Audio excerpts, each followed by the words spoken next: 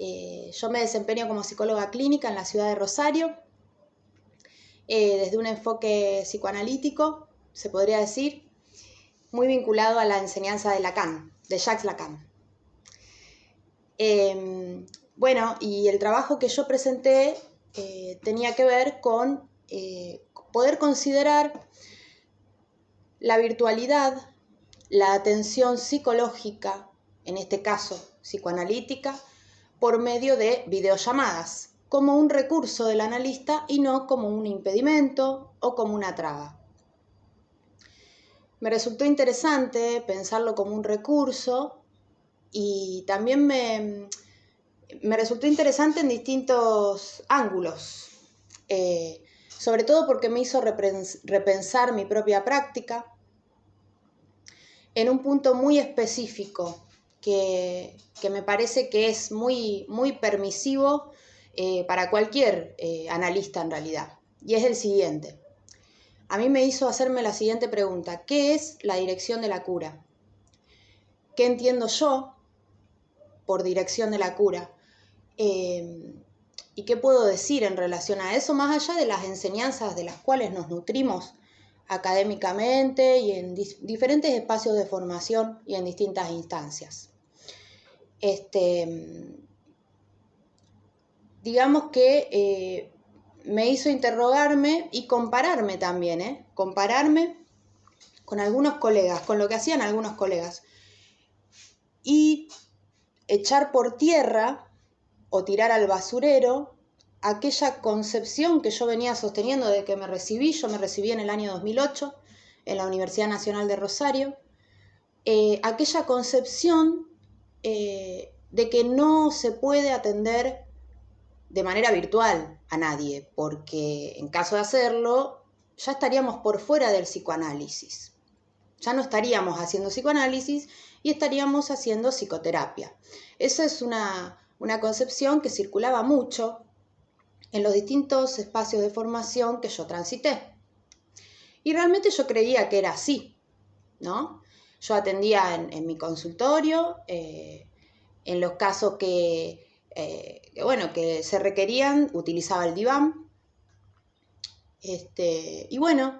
y me mantenía así. Y por ahí incluso tuve la osadía, en su momento, de criticar a algún que otro colega que se promocionaba ofreciendo atención virtual, ¿no?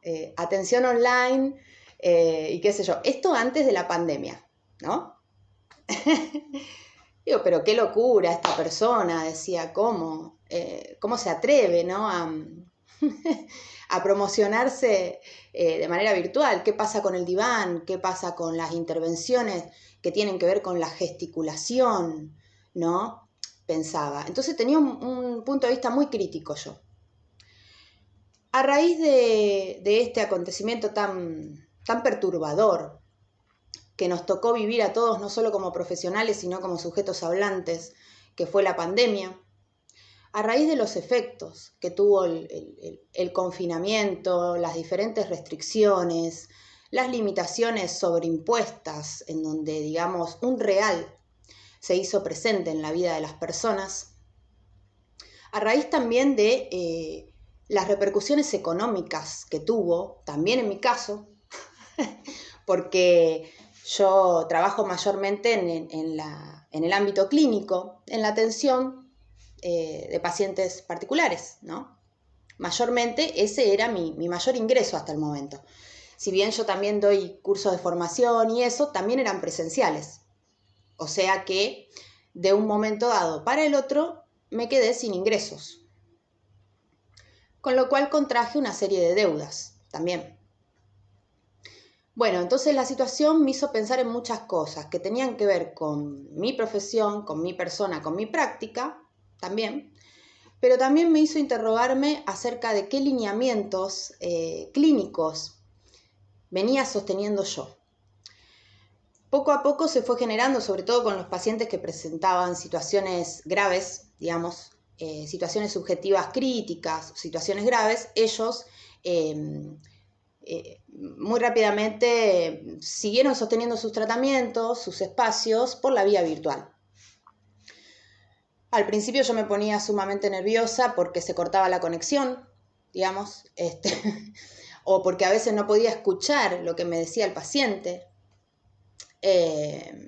Tenía miedo de que no se escuchara, no sabía cómo intervenir a veces, me sentía como muy desprovista de los recursos usuales que yo utilizaba en mi consultorio presencial. A su vez yo, digamos que hace un tiempo me dedico específicamente al tratamiento de anorexia y bulimias. Entonces, en esos casos, yo utilizaba muchos artilugios que tenían que ver con la comida real, no la comida en la pantalla, ¿no? La comida real, ofrecerle un vaso de agua, ofrecerle un caramelo, comer delante de la paciente, todas esas intervenciones que yo había creado ya no las tenía, ¿no? O sea, lo podía hacer a través de la pantalla, pero bueno, no era lo mismo, me faltaba el cuerpo. Eso me hizo pensar que qué se puede hacer sin esa corporalidad material a la que estábamos acostumbrados. Y una pregunta más importante que esa, y más, si se quiere, profunda, que toca este punto tan crucial que es nuestro desempeño como psicoanalistas en esta época concreta y en este contexto histórico, fue la siguiente. ¿Cuándo es psicoanálisis y cuándo deja de ser psicoanálisis? Y me encontré pensando en términos de esencia, término que también había criticado yo, ¿no? No, en psicoanálisis no hay que hablar de esencia, porque eso pertenece a la filosofía. ¿Cómo vamos a hablar desde el psicoanálisis de elementos esenciales a tener en cuenta en nuestra práctica? No hablemos mejor de esencia, ¿no? Mejor remitámonos a los textos y bueno, y ya. Y hablemos en un lenguaje psicoanalítico también, de ser posible, ¿no? No usemos nuestras propias palabras. Utilicemos en nuestra transmisión las palabras que han usado Freud, Lacan o algunos de sus seguidores, discípulos, transmisores fundamentales.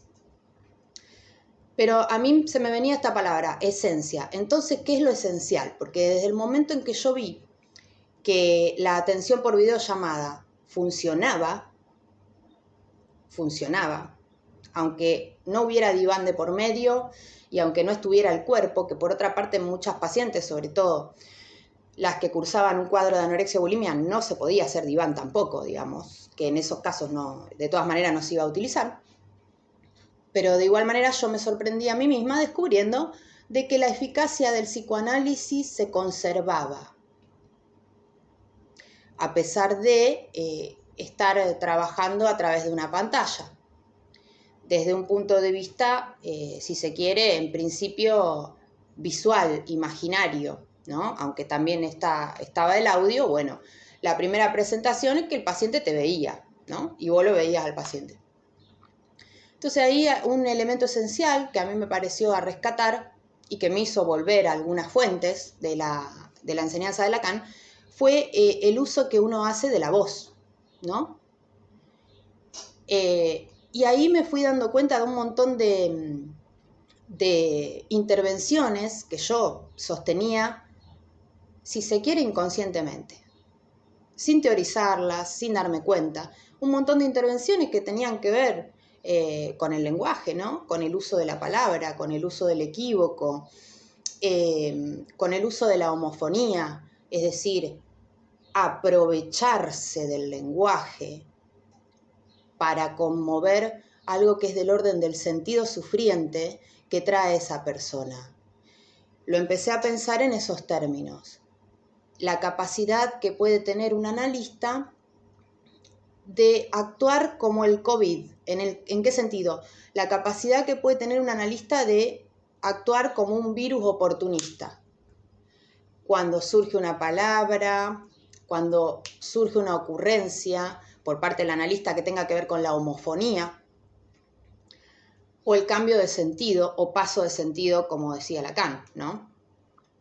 Y eso me hizo repensar mucho en la entonación también, Y otro punto que yo vengo investigando hace un cierto tiempo, que tiene que ver con el humor. Yo me encontré también dándome cuenta de que el humor era un recurso que yo usaba cotidianamente desde siempre, pero que jamás lo había teorizado, ni cuestionado, ni, bueno, formalizado, si se quiere. ¿Y por qué digo, descubro esto? Porque había muchísima angustia en los pacientes que yo ya tenía y en algunas consultas nuevas que fueron surgiendo, había un factor común que era una angustia por la incertidumbre o bien una angustia por el fallecimiento de un ser querido o la gravedad de un ser querido o una angustia por el confinamiento mismo y los efectos que provocaba a nivel pareja, a nivel familiar, a nivel físico. Ya que esos cambios en las rutinas fueron generando exasperaciones del síntoma que la persona ya traía o que las parejas traían, ¿no? Entonces todas esas manifestaciones que sí, que indudablemente dependían de la pandemia, por así decir, se agregaron al padecimiento que el sujeto ya traía o ya portaba, al infortunio común incluso, ¿no? Porque gente que estaba, si se quiere, más o menos bien, con un infortunio común, quejándose de cosas que todos nos quejamos, digamos, a eso se le agregó esta otra clase de angustia nueva, ¿no? Nueva. Y un grado de incertidumbre al que no estábamos acostumbrados a enfrentar, ¿no?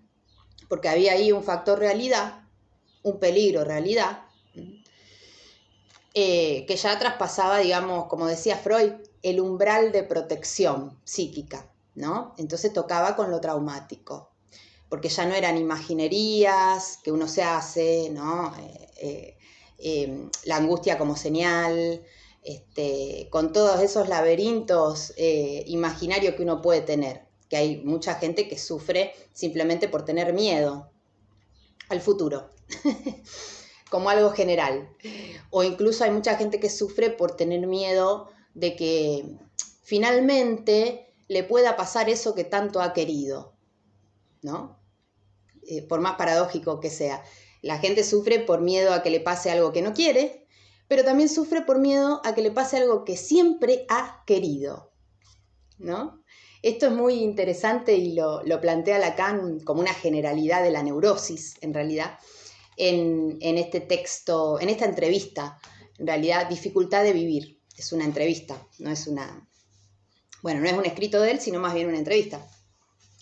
Entonces a eso que podemos decir es natural, si se quiere, ¿no? El miedo, un margen de miedo, se le agregó todo esto, ¿no? Los efectos de la pandemia.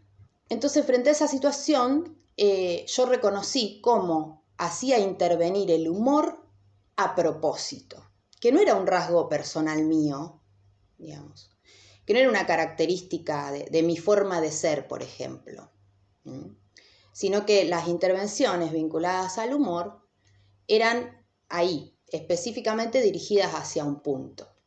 Ese fue el primer descubrimiento que me llevó también a seguir investigando esto del humor.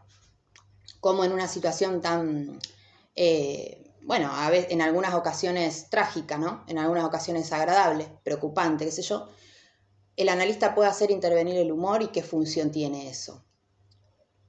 Y ese punto de vista a mí me llevó de manera directa a los desarrollos que realiza Lacan en la última parte de su enseñanza, ¿no?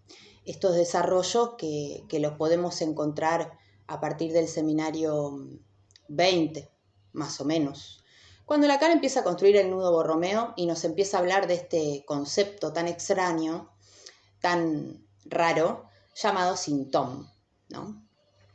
Que en sí mismo guarda todo el equívoco que caracteriza, ¿no?, a las intervenciones que tenía Lacan.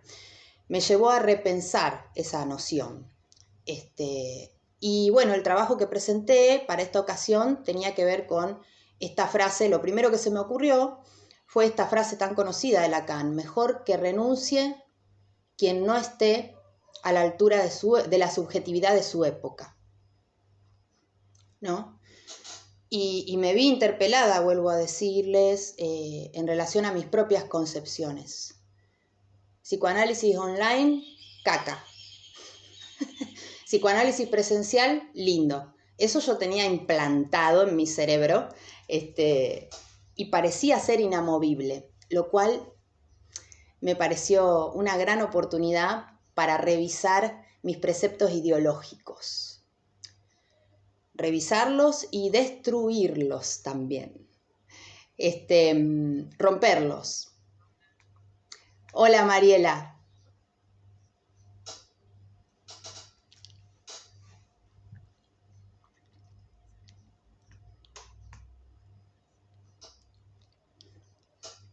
Voy cerrando ahora.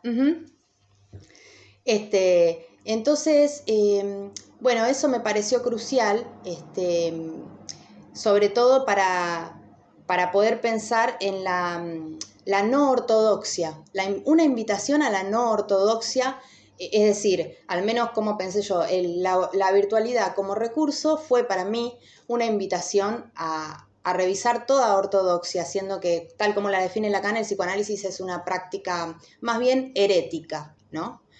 Y el analista tiene que estar en esa posición para tener efectos. El psicoanálisis, tal como es definido por Lacan, es para tener efectos, y esos efectos creo que no pueden provocarse si no es desde una posición herética, y que esos efectos hablan de la eficacia del psicoanálisis y que no tienen que ver necesariamente con el uso concreto del diván o con la presencialidad, la corporalidad física, sino con las intervenciones concretas y el uso del lenguaje que el analista pueda ir operando. Y para terminar, para que no quede en una dilación también, ¿no? Porque suena muy lindo, intervenciones real, simbólica, imaginaria, qué hermoso. ¿Hacia dónde van esas intervenciones? Me parece que está bueno situarlo. Y yo creo que van hacia un saber hacer, concretamente y de manera tan simple.